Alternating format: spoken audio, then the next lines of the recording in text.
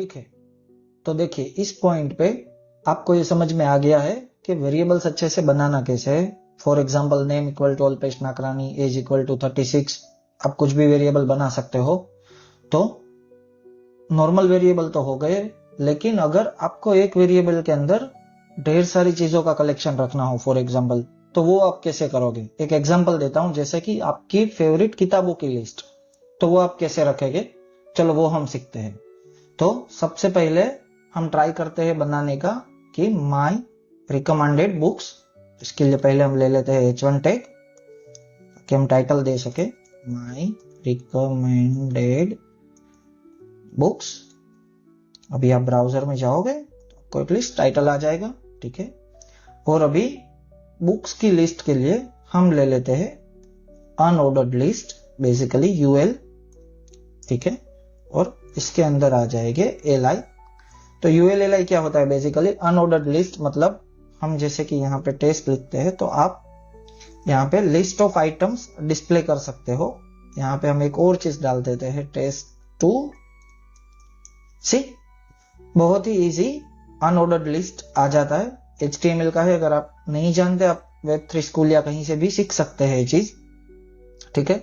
तो अभी my favourite recommended books, सबसे पहले मैं मेरी रिकमेंडेड बुक्स बता देता हूं जो मैं generally day to day life में यूज करता हूं। सबसे पहले है टकराव टालिए, second is adjust everywhere, third is हुआ सो न्याय, फोर्थ इज भुगते उसकी भूल। बेसिक लाइफ कंसेप्ट से जो मैंने सीखे हुए हैं मैं उसको रीड करता हूँ रेगुलरली। मैं इस बुक्स का लिंक भी आपको दे दूंगा कमेंट सेक्शन में, तो आप लोग इसको रीड कर पाएंगे। बट अभी के लिए चलो इसको हम डालते हैं हमारे ULLI टैग में। सबसे पहले हम डालेंगे टकराव टालिए,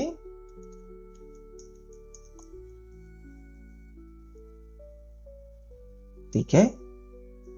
Then the second one we will take is adjust everywhere,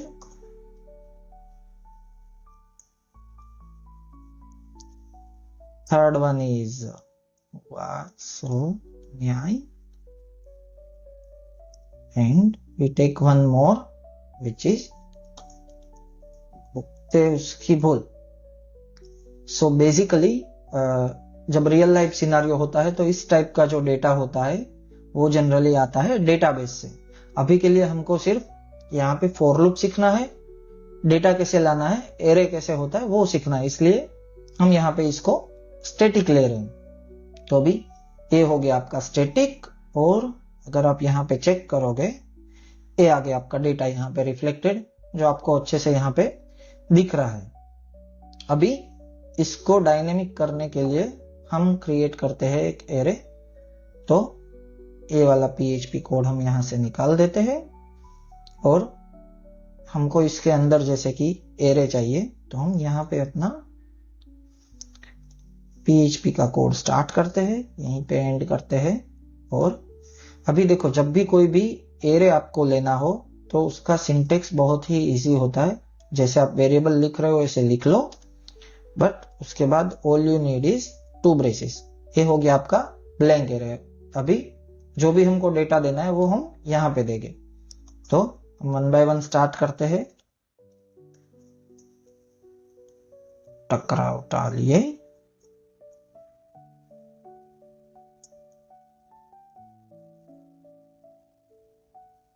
yes I messed up some spaces, ठीक है। adjust everywhere,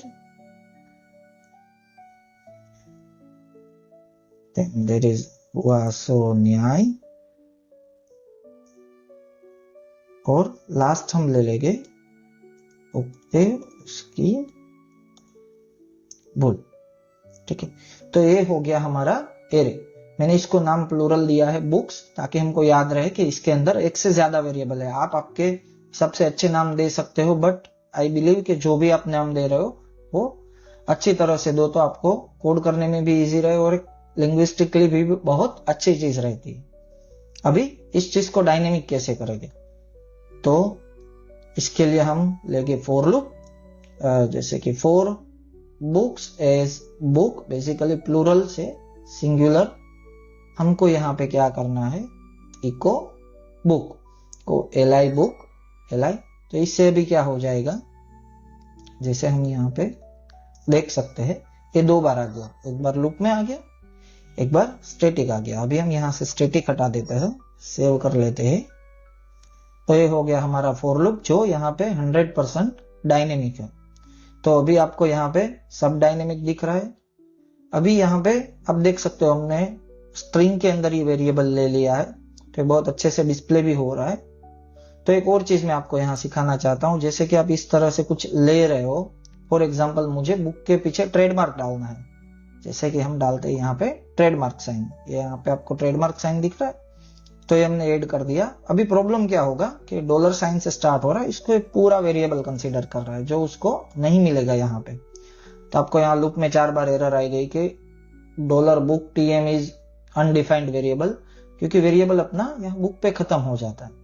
तो पीएचपी में क्या होता है, जब भी ऐसा कुछ चीज होता है आपको सिंपली इसको कर्ली ब्रेसिस से सेपरेट कर देना है। ऐसा जब भी आप करते हो तो वेरिएबल आपकी नॉर्मल स्ट्रिंग से डिफरेंशिएट हो जाता है। तो इसके बाद आपको कुछ भी लिखना हो, जैसे मैंने टीएम लिखा, आपको कुछ अल्फाबेट लिखने हो तो अभी ये टीएम यहाँ पे ऐड हो गया, या तो फिर आपको जैसे कि एम्परसेंड कॉपी करके कोई कॉपीराइट सिंबल डालना था फॉर एग्जांपल, तो वो भी यहाँ पे आ जाएगा। पर कॉन्केटिनेशन में फिर कोई भी प्रॉब्लम नहीं होगा।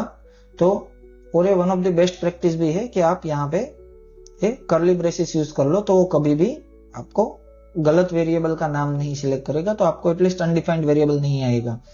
या आप जब रेगुलर कोडिंग करेंगे तब वन ऑफ द सिलीएस्ट मिस्टेक होता है। तो एक मैंने आपको छोटा सा हिंट दे दिया है यहाँ पे।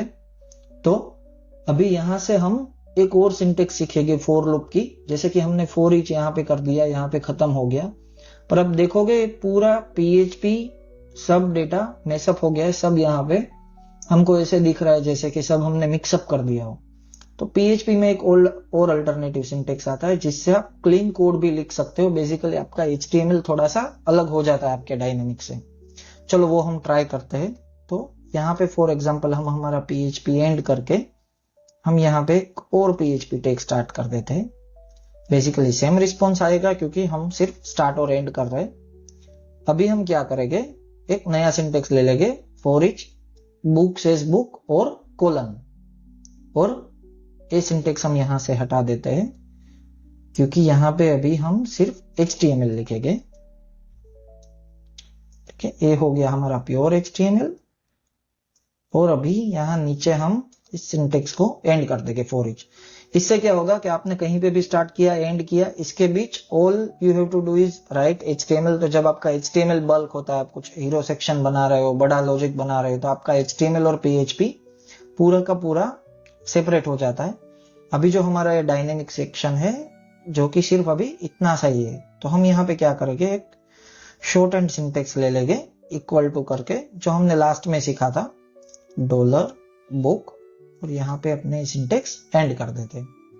तो अपना कोड भी क्लीन हो गया, ULLI भी दिख रहा है, यहाँ पे अच्छे से चल भी रहा है, और आपका कोड बहुत ही क्लीन भी दिख रहा है। तो 2 फॉर लूप की सिंटेक्स भी है जो आप यूज कर सकते हैं लूपिंग के अंदर। तो ये हो गया हमारा एरे और फॉर लूप। आप इसी तरह से प्रोग्रेस करते रहे, प्रैक्टिस करते रहे। आपको कुछ भी क्वेश्चन है कमेंट सेक्शन में डालें, और हम मिलते हैं अगले एपिसोड में। Thank you so much guys.